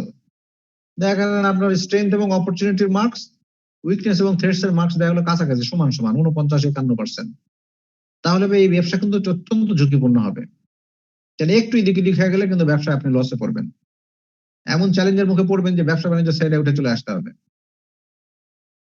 ঠিক আছে, তাহলে প্রত্যেকে আমরা এখন আমার নিজের ব্যবসাটাকে, আমি জাস্ট একটা এক্সাম্পল দিলাম অটোমোবাইল দিয়ে।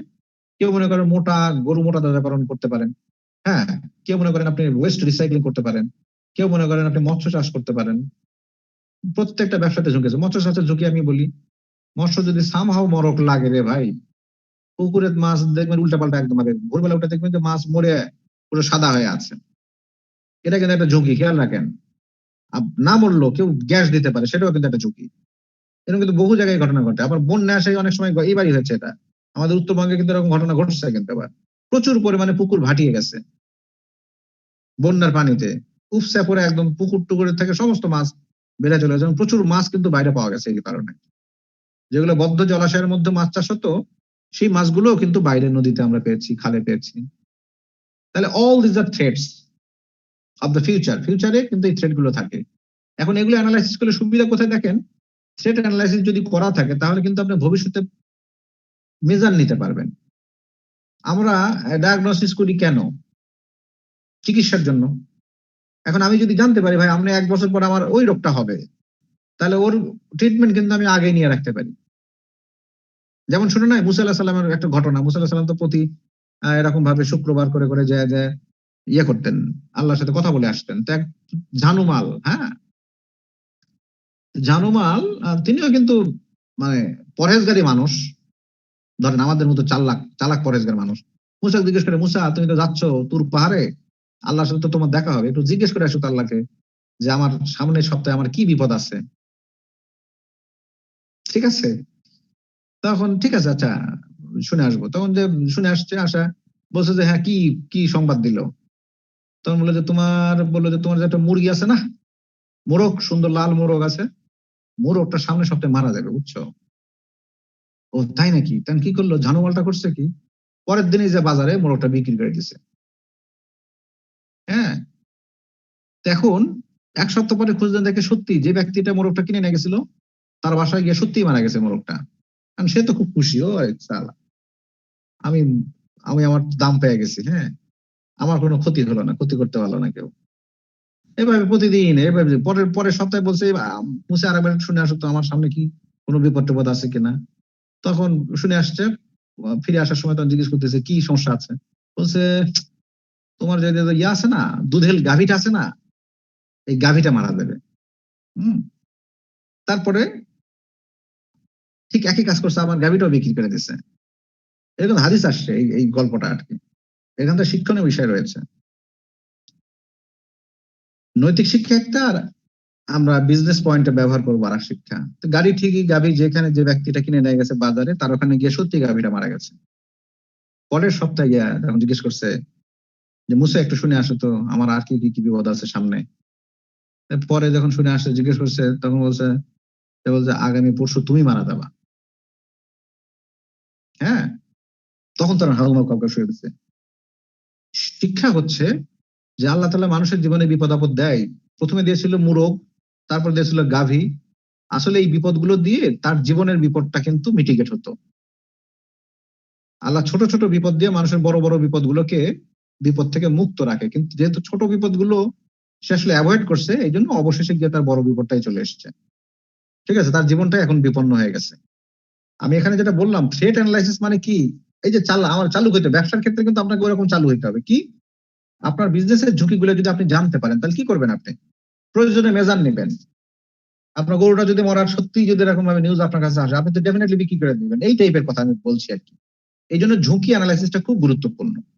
বাংলাদেশ রাষ্ট্র কিন্তু আমরা ঝুঁকি অ্যানালাইসিস কিভাবে আমরা করি, আবহাওয়ার অধিদপ্তরে দেখবেন, আবহাওয়ার পূর্বাভাস কিন্তু রেগুলার বেসিসে আমরা এই কাজটা করে থাকি। কি করি আমরা? দেখবেন আমাদের কোস্টাল এরিয়াতে, আমার যেহেতু বঙ্গোপসাগরের পাশে আমাদের বসবাস, এই কারণে রেগুলার বেসিসে কিন্তু আমাদের ঘূর্ণিঝড় হয়।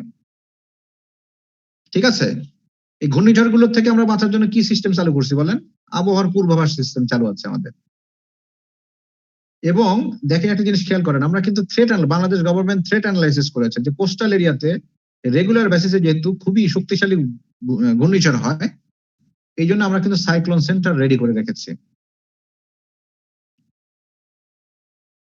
হ্যাঁ, ঘূর্ণিঝড় আসার মনে করেন 72 ঘন্টা, অনেক সময় তারও আগে, 5 দিন, 4, 5 দিন, 6 দিন, 7 দিন আগে আমরা জানতে পারি যে বঙ্গোপসাগরে একটা নিম্নচাপের সৃষ্টি হয়েছে, যেটা আমাদের ভূখণ্ডের দিকে 320 কিলোমিটার পার আওয়ার গতিতে এগিয়ে আসছে।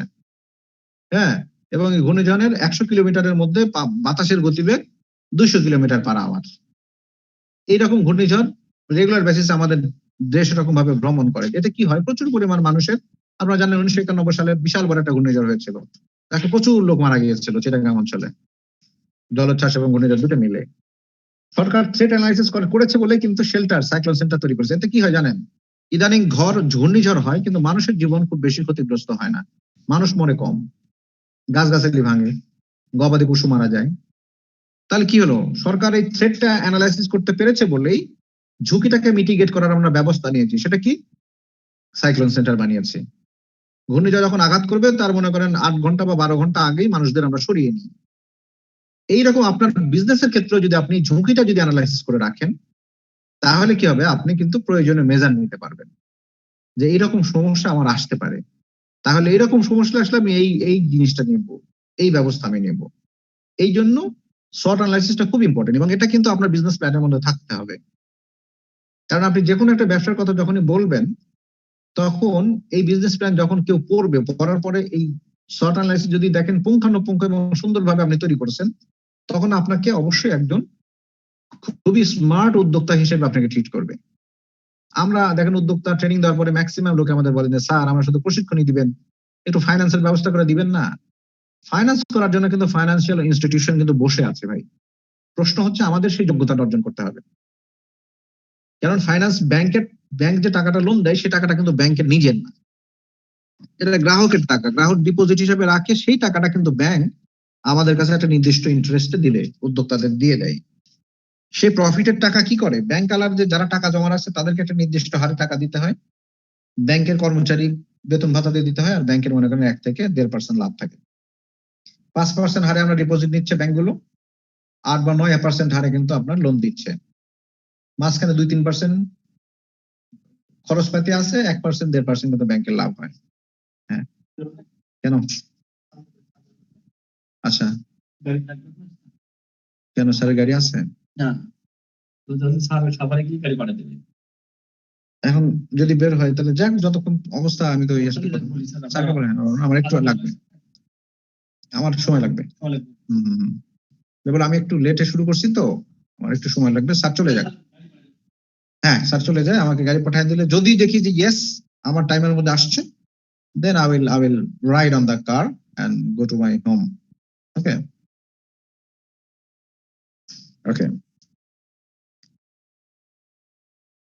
তাহলে আমার মনে হয় থ্রেট অ্যানালাইসিস এর ব্যাপারটা বুঝতে পারছেন। মানে অল দিস অ্যানালাইসিস, এই অ্যানালাইসিস গুলো যত ভালো হবে সেটা কিন্তু আপনাকে কিন্তু গাইড করবে। অন্ধভাবে ব্যবসা শুরু করা যাবে না। হ্যাঁ, এটা আমার ইবাদত বন্দেগী না যে আমার করতেই হবে, ভাই লাভ লোকসান আমি কিচ্ছু জানি না, আল্লাহ বলছে আমি ইবাদত বন্দেগী করতেছি, তা কিন্তু নয়।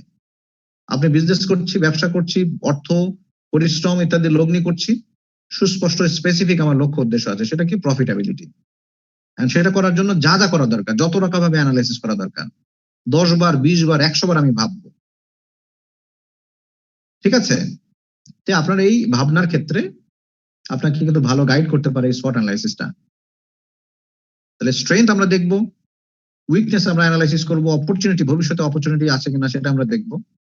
এরপরে থ্রেট অ্যানালাইসিসটাও করে রাখবো। থ্রেট অ্যানালাইসিস আপনাকে কি করবে, মনে করেন আমার যদি কেউ বলে যে ভাই আপনার এই যে দেখেন এখন টিকা আসতেছে, কি করবো আমরা জানেন? প্রতি বছর কিন্তু টিকা নিব সিজন শুরু হওয়ার আগেই, কারণ শীতকাল আসলে করোনা প্রকোপ দেখা দিতে পারে। কেন, এটা তো জানা কথা, আমি শীতকালে করোনার প্রকোপ বেড়ে যায়, তাহলে কি করবো, আমি শীতকাল আসার আগেই আমরা টিকা দিয়ে নিব। থ্রেট অ্যানালাইসিসটা ঠিক সেই রকম, আপনার ব্যবসাতে এই প্রবলেম, করোনা আসতে পারে, ইনফ্লুয়েঞ্জা আসতে পারে, হেপাটাইটিস আসতে পারে, আপনি আগে টিকা দিয়ে নিবেন। কারণ আপনি যদি ডায়াগনোসিস করতে না পারেন, প্রবলেমটা যদি আইডেন্টিফাই করতে না পারেন, তাহলে কিন্তু আপনি মেজার নিতে পারবেন না, আপনি কিন্তু টিকা নির্দিষ্ট করতে পারবেন না। আপনি তো জানেন না what is going to happen, what is going to attack you, আপনার ব্যবসাটাকে কে ঝুঁকিপূর্ণ করতে যাচ্ছে। ঝুঁকিটা যদি আপনি না জানেন, রোগটা যদি চিহ্নিত করতে না পারেন, আপনি কিন্তু ওষুধ নিতে পারবেন না, ইনজেকশন নিতে পারবেন না। এই জন্য এই থ্রেট অ্যানালাইসিসটাও খুব ইম্পর্টেন্ট। একটু বাংলায় দেখে নি, বাংলায় হচ্ছে শক্তি, ব্যবসার শক্তিশালী দিকগুলো কি কি, দুর্বলতার দিকগুলো কি কি, সুযোগ আছে কিনা, ঝুঁকি আছে কিনা, অ্যানালাইসিস করলাম। এখন এটা দেখেন নি শক্তিশালী দিক কি কি হতে পারে। বলেছি যে একজন মানুষের জমি আছে প্রচুর, সেটা মনে করেন অ্যাগ্রো প্রসেসিং ইন্ডাস্ট্রির জন্য খুব বেশি পরিমাণে গুরুত্বপূর্ণ একটা দিক। এটা আপনার যে ব্যবসাটা করতে জানেন সে বিষয়ের উপর আপনার লেখাপড়া আছে বা বিশেষায়িত প্রশিক্ষণ আপনার নেওয়া আছে, এইগুলো আপনার শক্তি হিসেবে ব্যবহৃত হবে। দুর্বলতা কি কি দেখেন, দুর্বলতা হলো আপনার ব্যবসার উদ্যোগে কি কি বাধা আছে, বর্তমানে কি কি সমস্যা আছে। যেমন যোগাযোগ ব্যবস্থা হতে পারে, মনে করেন আপনি পণ্য বানানোর পরে সেটা তো আপনার ডিস্ট্রিবিউট করতে হবে সারা দেশব্যাপী, তাই না? কিন্তু এখন এমন জায়গায় আপনি ফ্যাক্টরি করেছেন, অথবা আপনার লোকালয়, আপনার অবস্থান এমন জায়গায় যে সেখান থেকে ভালো কোনো যোগাযোগ ব্যবস্থা নেই, রাস্তা নেই, তাহলে আপনার পণ্য ফ্যাক্টরি থেকে আপনি পণ্যগুলো কোথায়, আপনি কিভাবে ডিস্ট্রিবিউট করবেন, এটা আপনার দুর্বলতার দিক হবে। কিন্তু সুখের কথায় দুর্বলতার দিক কিন্তু চিরস্থায়ী নয়। রাস্তাঘাট হচ্ছে, প্রতিদিনই নতুন নতুন রাস্তা তৈরি হচ্ছে, পাকা হচ্ছে। আবার বিদ্যুতের অভাব, এটা একটা দুর্বলতা। গ্যাসের অভাব, এটা দুর্বলতা। আমার গ্যাস লাইন না দিলেও কিন্তু এলএনজি আমার এখন পাচ্ছি, এলপিজি পাচ্ছি, গ্যাস প্রতিটা ঘরে ঘরে খুব অল্প সময়ের মধ্যে পৌঁছে যাবে। অর্থাৎ এটা বর্তমানে উইকনেস গুলো যেগুলো খুব অল্প সময়ের মধ্যে হয়তো সুরাহা হয়ে যেতে পারে, এগুলোও লিখবেন। এরপরে অপরচুনিটি মানে হচ্ছে ব্যবসাটা তো আজকে শুরু করছি, কতদিন পর্যন্ত এই ব্যবসা চলবে, ব্যবসা মানুষের, আমি যে পণ্য বা সেবা উৎপাদন করছি সেটা কতদিন পর্যন্ত মানুষের কাছে ডিমান্ড থাকবে, এটা আপনাকে কিন্তু জানতে হবে। আজকে ব্যবসা করলেন, আপনি কলকারখানা সেট করলেন, জায়গা জমি কিনে ব্যবসা শুরু করলেন, 2 বছর পর দেখা গেল যে মানুষ ওটা ওই জিনিসটা আর খাই না, ওই জিনিসটা করে না, ওই জিনিসটার ডিমান্ড আর বাজারে নেই, তাহলে হিউজ লসে পড়ে যাবেন। এই জন্য অপরচুনিটি বলতে ভবিষ্যতে ব্যবসায়ের সম্ভাবনা আসলে বাড়বে না কমবে, এটা আপনাকে অ্যানালাইসিস করে দেখতে হবে। আরেকটা জিনিস ঝুঁকি, যেটা আমি অলরেডি আলোচনা করেছি, আপনি সাঁতার জানেন না কিন্তু ছোট্ট একটা ডিঙ্গি নিয়ে বঙ্গোপসাগরে মনে করেন নামিয়ে পড়ছেন আপনি, তার মানে আপনি ঝুঁকি ডিসকাশন করেন না। অথবা দেখা গেলো যে আপনি হাঙ্গর আছে আপনার এই ইয়ার মধ্যে, বুড়িগঙ্গাতে মনে করেন হাঙ্গর আছে অনেক, কিন্তু আপনি ভাবলেন না এবার থেকে ওখানে কেরানীগঞ্জ পার হই, হ্যাঁ। অথবা দেখা গেলো আপনি সাঁতার জানেন না, নৌকা নিয়ে আপনি পার হতে গেছেন, বুঝলাম হাঙ্গর টাঙ্গর কিছুই নেই, কিন্তু হুট করে দেখা গেলো মাঝপথে যে ঝড় তৈরি হয়ে গেল, হ্যাঁ, ঝড়ে মনে করেন নৌকা এরকম ভাবে টলমটল শুরু করে দিল, তাহলে আপনার ঝুঁকি অ্যানালাইসিস না করে আপনি পানিতে নেমেছেন, মানে নৌকায় উঠেছেন বলেই আপনি সমূহ বিপদের মধ্যে পড়বেন।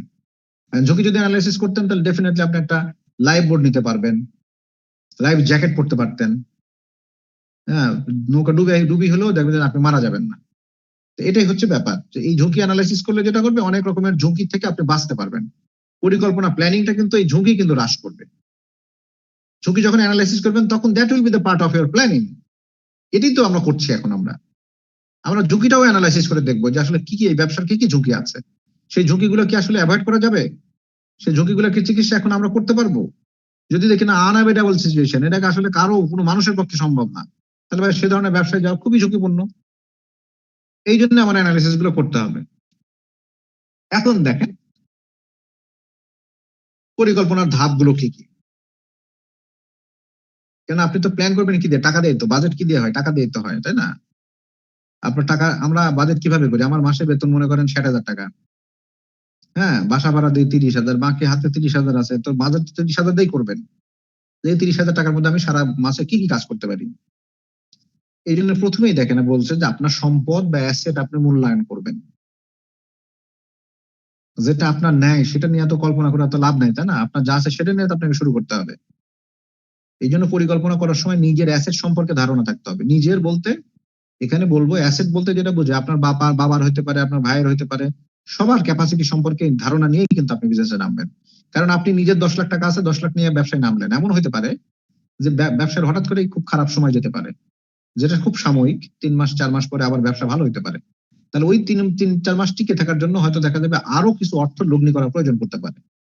যেমন এই কোভিড এর কারণে হয়েছে। দেখেন মার্চ মাসে 25 তারিখে লকডাউনে চলে গেল বাংলাদেশ, সমস্ত দোকানপাট বন্ধ ছিল, ইভেন বসুন্ধরা শপিং মল বন্ধ ছিল, যমুনা ফিউচার পার্ক বন্ধ ছিল। তাহলে এই লোকগুলোকে টিকে থাকতে হয়েছে, মাসে মাসে তাদের মনে করেন বাসা দোকান ভাড়া দিতে হয়েছে, কর্মচারীদের বেতন দিতে হয়েছে। তাহলে তো দোকান থেকে তো টাকা বের হয়ে আসে নাই, রিটার্ন পায় না কিন্তু, তাহলে বরঞ্চ আরো বাইরে থেকে টাকা ঢুকাইতে হয়েছে। সেই টাকা ঢুকে আসছে কোত্থেকে? নিজের না থাকলে তার আত্মীয় স্বজনের কাছ থেকে ধার নিয়েছে, শ্বশুরের কাছ থেকে নিয়েছে, বন্ধুর কাছ থেকে নিয়েছে, নিয়েই তো বাকি এই যে ব্যাড টাইম যেটা ছিল সেই সময়টুকু কিন্তু কাভার পেয়েছে। Sir sir sir sir okay, আচ্ছা স্যার, ঠিক আছে স্যার, ওকে স্যার।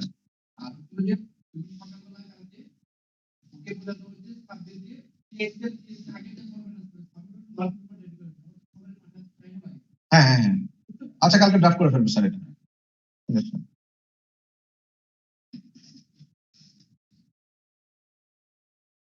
ওকে, তাহলে আমরা দেখলাম যে আমার আমার আসলে নিজস্ব ক্যাপাসিটি কত সেটা আগে অ্যাসেস করতে হবে আমাকে। নিজস্ব বলতে আমি বুঝাচ্ছি আমার এবং পারিপার্শ্বিক অবস্থা, 14 গোষ্ঠী বলতে যা বুঝে আর কি, হ্যাঁ, যাদের কাছে আমি হাত পাতলে পাবো, এরকম লোকের ক্যাপাসিটিও কিন্তু আমার ধারণা রাখতে হবে। আদারওয়াইজ কি হতে পারে ভাই, ব্যবসা তো এটা যে কোনো সময় যে কোনো সিচুয়েশন ক্রিয়েট হতে পারে।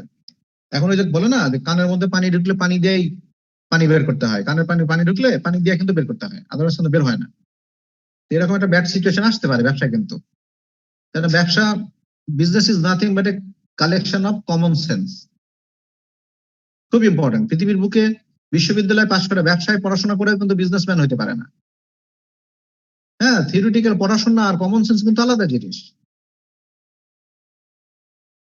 ঠিক আছে? তাহলে আপনি আপনার অ্যাসেট মূল্যায়ন করবেন, ফার্স্ট জিনিস, ইম্পর্টেন্ট জিনিস।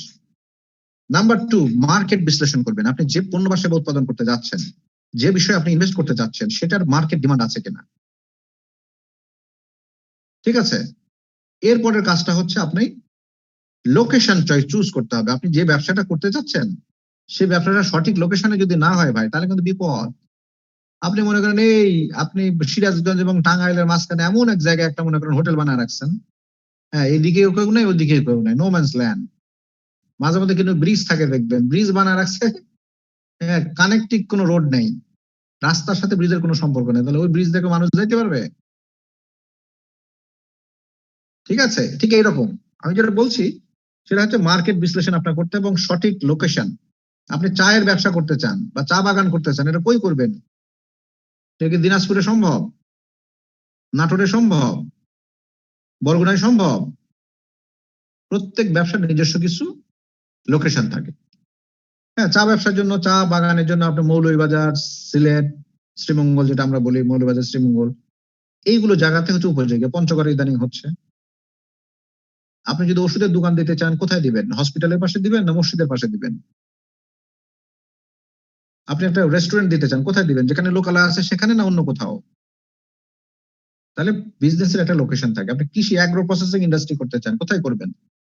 দেখেন বাংলাদেশের সবচেয়ে বড় বড় রাইস মিল গুলো, অটো রাইস মিল গুলো কোথায় আছে? সব উত্তরবঙ্গে, ওই বেল্ট দিয়ে। আপনি দেখবেন কুষ্টিয়া, যশোর, কুষ্টিয়া হয়ে নওগাঁ, দিনাজপুর, রংপুর, এই অঞ্চলগুলোতে প্রচুর পরিমাণে অটো রাইস মিল, এবং সমস্ত বাংলাদেশকে চাল রপ্তানি করে বা চাল সাপ্লাই দিতেছে তারা।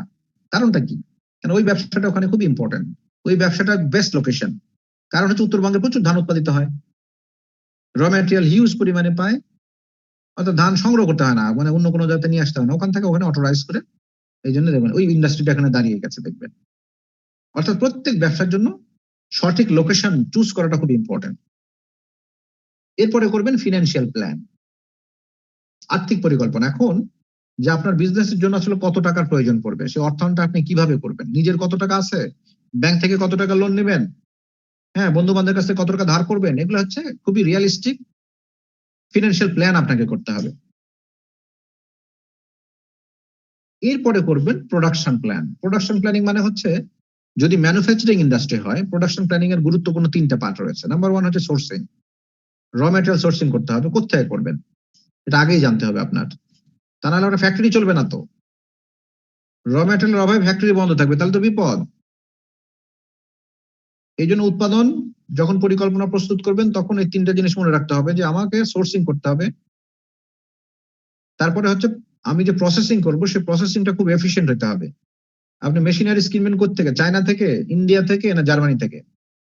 চায়নার পারফরমেন্স মনে করেন 4 টন পার আওয়ার, জার্মানির পারফরমেন্স হচ্ছে 6 ton per hour, Indian performance মানে 2 টন পার আওয়ার। আর কোন মেশিন আপনি লাগাবেন এর উপর ডিপেন্ড করবে আপনার এফিসিয়েন্সি। ওকে, এরপরেরটা হচ্ছে আপনি বুঝলাম উৎপাদনও করলেন সঠিকভাবে, হ্যাঁ, খুব সুন্দর কোয়ালিটি সম্পন্ন প্রোডাক্ট আপনি উৎপাদন করলেন। এখন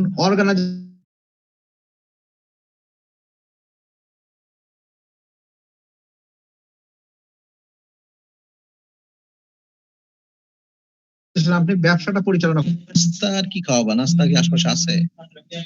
বিস্কিট টিস্কিট কিছু আছে?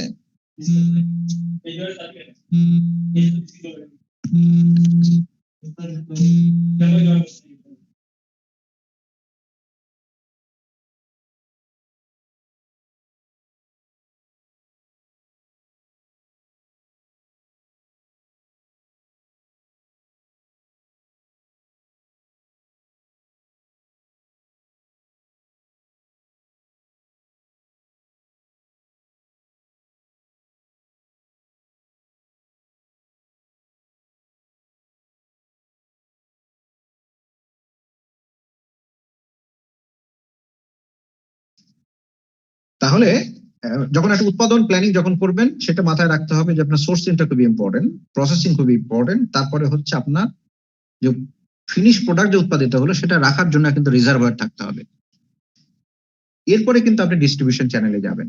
ডিস্ট্রিবিউশনটা কিভাবে করবেন আপনি, সেটাকে সারা বাংলাদেশের প্রত্যেকটা উপজেলায় একজনকে ডিলার দিবেন, জেলা পর্যায়ে ডিলার দিবেন, হ্যাঁ, কিভাবে আপনি আপনার পণ্য সমূহ এরকম ভাবে জনগণের দোরগোড়ায় পৌঁছে দিবেন। এরপরে হচ্ছে আপনার এই টোটাল কার্যক্রমটাকে সঠিকভাবে সম্পাদন করতে গেলে আপনার অর্গানাইজেশনাল প্ল্যান লাগবে, সাংগঠনিক কাঠামো লাগবে। আপনি এমডি বা চেয়ারম্যান আপনি নিজে হয়ে আছেন, আপনার আন্ডারে নিচে কয়জন ম্যানেজার রাখবেন, তার আন্ডারে কয়জন মনে করেন আপনার জনবল রাখবেন, ঠিক আছে, ডিলারশিপের কথা যেটা বললাম। না, কফি দিতে বলো একটু বড় করে, গরম হিট পানি দিয়ে, ঠিক আছে। তাহলে this are the part of your planning. Asset সম্পর্কে মূল্যায়ন করবেন, অর্থাৎ আপনার 14 গোষ্ঠীর ক্ষমতা সম্পর্কে একটা অ্যাসেসমেন্ট আপনি করে নেবেন। সেখানে নিয়ে তার অর্ধেক বা 4 ভাগের 1 ভাগ দিয়ে আপনি ব্যবসা শুরু করবেন, যাতে আপনি বিপদে পড়লে টান দিয়ে সেই বিপদ থেকে উদ্ধার হইতে পারেন। এরপরে মার্কেট বিশ্লেষণ করবেন, সঠিক লোকেশনটা খুব ইম্পর্টেন্ট, হ্যাঁ, বিজনেসের জন্য সঠিক অবস্থানটা চয়ন করতে হবে। এরপরে ফিনান্সিয়াল প্ল্যান করবেন, প্রোডাকশন প্ল্যান করবেন এবং অর্গানাইজেশন প্ল্যান করবেন। এখন আমরা প্ল্যান করার তো বারবার কথা বলছি, প্ল্যান কেন করব সেটা একটু জেনে নিই। প্ল্যানের কোনো বিকল্প নেই। পরিকল্পনা ব্যবসায়িক ঝুঁকি দূর করতে পারে, যত রকমের ঝুঁকি আছে সেটা কিন্তু দূর করতে পারে কিন্তু প্ল্যানিং। হ্যাঁ, পরিকল্পনা উৎপাদন ব্যয় হ্রাস করতে পারে। ওই যে বললাম, আপনি যদি সঠিক জায়গায় সোর্সিং করেন, আপনার যদি প্ল্যানিং এর মধ্যে যদি লেখা থাকে যে আমার এই পণ্যটা সারা বিশ্বব্যাপী কোথায় থেকে সোর্সিং করার জন্য, প্ল্যানিং কিন্তু লেখা থাকবে। আপনি উত্তরবঙ্গে কেমন দাম হতে পারে, ওই সম্ভাব্য বহির্বিশ্বে এটা কোথায় মার্কেট আছে, সোর্সিং মার্কেট, গম আছে ব্রাজিল থেকে, ধরেন রাশিয়া থেকে আসে, ঠিক এরকম। আর পরিকল্পনা ব্যবসা পরিচালনার ক্ষেত্রে কোন কোন জায়গায় দুর্বলতাগুলো আছে সেগুলো কিন্তু চিহ্নিত করতে সহায়তা করে। আপনি পরিকল্পনার মাধ্যমে এই জিনিসগুলো মানে ইনভেস্টিগেট করতে পারবেন, আইডেন্টিফাই করতে পারবেন, যেটা আপনার ব্যবসার প্রফিটাবিলিটির পূর্ব শর্ত। এইগুলো যদি সঠিকভাবে করতে না পারেন ভাই, যত সুন্দর ব্যবসা হোক না কেন, হ্যাঁ, আপনার ক্ষেত্রে সেটা লোকসানি ব্যবসায় পরিণত হবে। মানে একই ব্যবসা করে দেখবেন কেউ কোটিপতি হয়েছে, কেউ দেখবেন পথের ফকির হয়ে গেছে। এটা দোষ কিন্তু ব্যবসার না, দোষ হচ্ছে যিনি করছেন তার। ঠিক আছে, এখন উদ্যোগ সংগঠন না। জাস্ট মিনিট ভাই, আমাদের 5 মিনিট একটা ব্রেক নেই। 2 ঘন্টা পর মনে হয় একটা Okay, ব্রেক sir. দেওয়া, 1 Okay, ঘন্টা okay, পর sir. প্লিজ। একটু চা খাওয়ার জন্য ব্রেক নিচ্ছে। বেসিক্যালি আমি একটু চা খাবো, আপনারা একটু চা খেয়ে নেন। জি স্যার।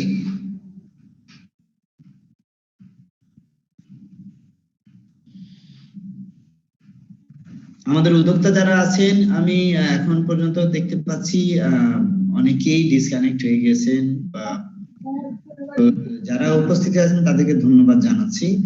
আপনারা কেউ ডিসকানেক্ট হবেন না। খুবই চমৎকার একটা ক্লাস হচ্ছে, আমরা অনেক কিছু জানতে পারছি স্যারের কাছ থেকে। আশা করছি আপনারা নিচ্ছেন। এর পরে সেশন কিন্তু ব্রেকের পরে স্যার আলোচনা শেষ হলে স্যার কিন্তু আমাদের সুযোগ দিবেন প্রশ্ন করার। প্রশ্নোত্তর পর্বে আমরা চলে যাব, স্যার আমাদের সুযোগ দিবেন প্রশ্ন করার জন্য। তো আপনারা ওইভাবে প্রস্তুতি নিয়ে একটা ছোট ব্রেক নিচ্ছি, তারপর আমরা আবার ফিরে আসবো। দয়া করে কেউ ডিসকানেক্ট হবেন না। স্যার আসসালামু আলাইকুম। জি ওয়ালাইকুম আসসালাম। স্যার ডিসকানেক্ট হইতে হয় না, আমি আজকে যে প্রায় 6-7 বার একা একাই বের হয়ে যাচ্ছি স্যার, কিন্তু কেন বুঝতে পারতেছি হ্যাঁ, না। অনেক সময় হয় সন্ধ্যাবেলা, অনেক সময় আবার এরকম একটা ডিস্টার্ব হয়, তো অনেক জায়গায় হয়। যাই হোক, ধন্যবাদ আপনাকে, তাও আপনি আমাদের সাথে জয়েন করছেন। আর জি স্যার। শিখছি, তাই না? আমরা অনেক কিছু জানলাম স্যারের কাছ থেকে। জি স্যার, অনেক কিছুই জানতে পারলাম। এটাই হচ্ছে আসল কথা। আমরা থাকলে আরো অনেক কিছু জানবো। তো স্যার আমাদের প্রশ্নের একটা সুযোগ দিবেন, প্রশ্নোত্তর পর্ব থাকবে। তো থ্যাংক ইউ। আমরা একটা ছোট্ট ব্রেক নিই। জি স্যার।